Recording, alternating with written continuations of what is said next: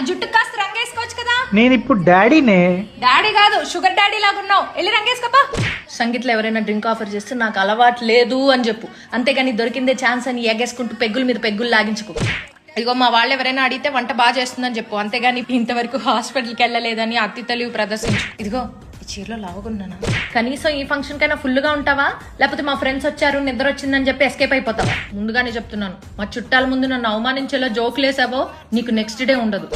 హల్దీకి yellow అంట, మెహందీకి green అంట. సర్దుకున్నావా? ఇదిగో మా సూర్యకాంతం అత్తతో దయచేసి టచ్ లో ఉండకు.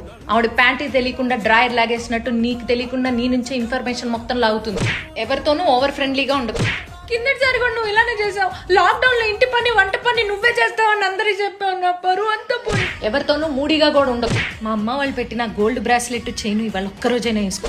మన కొత్త ఇంటికి డౌన్ పేమెంట్ చేసామని చెప్పాను అందరికి. నువ్వు లోన్ తీసుకున్నావని చెప్పకు. ఒకే మాట మీద ఉండాలి ఇద్దరం.